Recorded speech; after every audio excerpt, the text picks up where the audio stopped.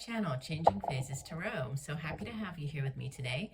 And today's reading is the monthly reading for October 2025 for the water sign Pisces. Pisces, I hope that you are doing well.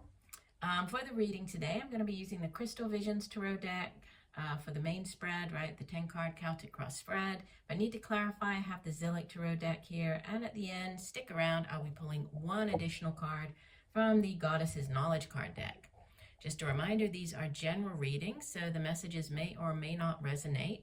I do encourage you to watch not just your sun, but also your moon and rising signs for a more complete overview of the energy surrounding you at this time. Also, if you do enjoy the reading, please do give the video a thumbs up, subscribe to the channel. Not only would I greatly appreciate that, but you would also be notified then whenever I do post new content. And if you're looking for more regular content, sort of daily, shorter videos, weekly videos, you can find those over on TikTok. Follow me there. I'm at Changing Phases Tarot on TikTok. All right, let's get going then. So Pisces, we begin with, beautiful way to start off, the 10 of Cups. This is like the ultimate in emotional fulfillment. It's the happily ever after, the happy family, right? Happy home. 10s in the tarot, they represent endings, but also culmination. So like the ultimate in that particular suit. And with it being cups, a suit of emotions and feelings, relationships, family. This is, yeah, it's like the happily ever after card. So this is beautiful energy. So it could be a definite focus on the home and family during the month of October. And it's helped or hindered by, wonderful, this card of victory, 6 of Wands. There's some type of victory surrounding your home life, surrounding your family. The 6 of Wands, it's, you know, you have gone to battle, you've come home victorious. So victory to do with the home or family. In your foundation, so in the deep past, you have Major Arcana number 19, the Sun. So for many of you, depending on when you hear the video, you would have already experienced this energy, would have been through this, right, as it does sit in the deep past. But the Sun is associated with the fire sign of Leo. The Sun is probably the most positive card in the entire deck. So it's good health, vitality. So you could have just been, you know, over the last few weeks, 3 months, you might have been experiencing just, you know, overall things have been going well for you. You've been feeling well. There's good health, vitality. It's a card of healing. It's also a focus on the children, you're on the family. So things just could have been, you know, going really well for you over the last or during the summer months, right, leading into the fall. In the recent past, we have the 5 of Swords. Don't worry, I will clarify. Okay, 5 of Swords. No, it's not the greatest of energies, right? You can see that she's been stabbed in the back, so betrayed here, right? The person there is walking away with the 3 of Swords. Swords in the tarot, they represent the suit of the mind, it's thoughts, cerebral energy. It's also communication, how we get those thoughts across to other people. So it could have been some type of betrayal sitting in the recent past. Again, we will clarify. Crowning your reading, you have the Queen of Pentacles. Could be dealing with, this could be a mother figure, your own mother, mother of your children. The Queen of Pentacles is like the Earth Mother. So very, you know, much focused on the family, on the home, also on finances, right? Very financially strong in the sense that she's, you know, she focuses, she's very hardworking, focuses on her material possessions. She's also, even when things might be a little bit challenging, she's very resourceful, but a very, like she's kind of the Earth Mother, right? So again, it's either you taking on this energy or it could be somebody that, you know, is playing a significant role this month. We have 9 here, the 9 of the Major Arcana, which is the Hermit. And the Hermit is a very spiritual energy. The Hermit goes off out into the wilderness on this kind of spiritual quest, guided by this, the lantern representing, you know, that inner knowledge, that kind of intuition, spirituality. So in search of, on some spiritual quest. The Hermit is associated with the earth sign of Virgo. So there could be, you know, there could be a focus on spirituality, could be a need for you to retreat, to kind of take that time out for yourself this month to do kind of that inner, like, work on your inner self, you know. you show up as the Seven of Wands, so quite defiant, right? Comes after the Six of Wands, which is a card of victory. And it's you needing to defend yourself. Even though this person is outnumbered, right? One, these are only wands. They're not swords, so they're not actually going to harm him. It's just kind of, you know, this conflict or competition. But he ultimately will come out victorious. He has this higher vantage point. He's up on this peak here. He has the dragon as well. He has the shield to defend himself, right?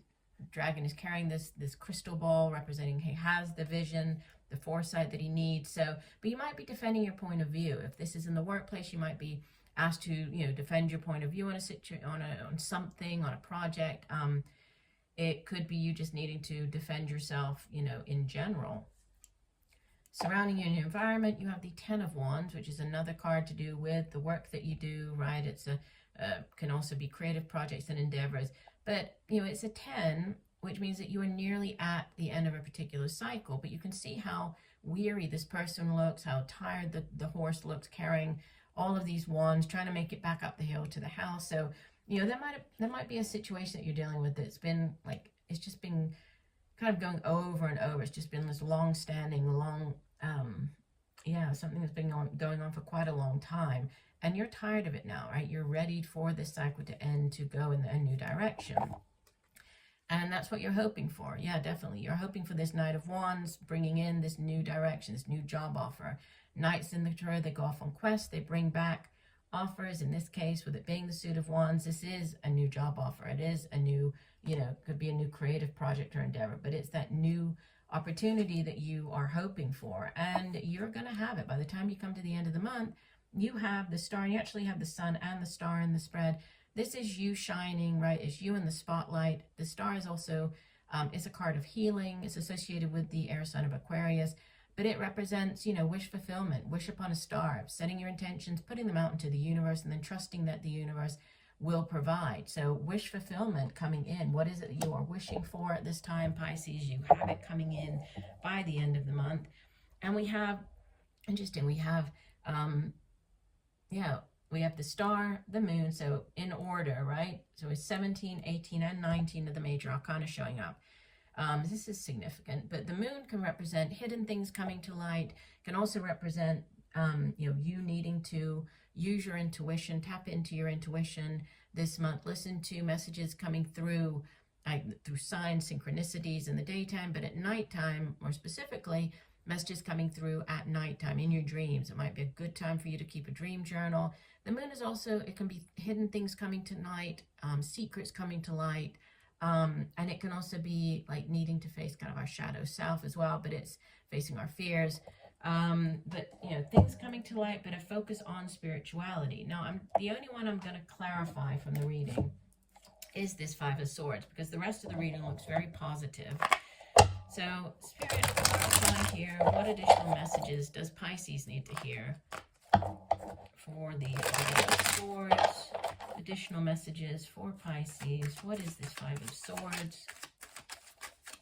Clarify the Five of Swords for Pisces. And you know what? I think we'll clarify the Seven of Wands as well for you. So clarifying Five of Swords, Seven of Wands. Okay, no cards want to jump out, so we'll go ahead and shuffle one last time and divide the deck. So clarifying the Five of Swords, we have the Two of Cups, love. So there could have been, it does sit in the recent past, some type of betrayal or feeling stabbed in the back relating to a relationship, right, with this Two of Cups showing up. The Two of Cups can be, it can be, it's like the soulmate connection, right? It's the minor arcana version of the Lover's card. So, you know, this Two of Cups, love, could have been some type of betrayal in the past. Again, it does sit in the past. And you with the Seven of Wands needing to defend yourself. It's Three of Wands, which in this deck is called Virtue. So I think that, you know, you could be called upon to defend. It could be your own virtue. but your way of viewing something, why are you doing something in a particular way. But also the Three of Wands has to do with expansion, its growth potential.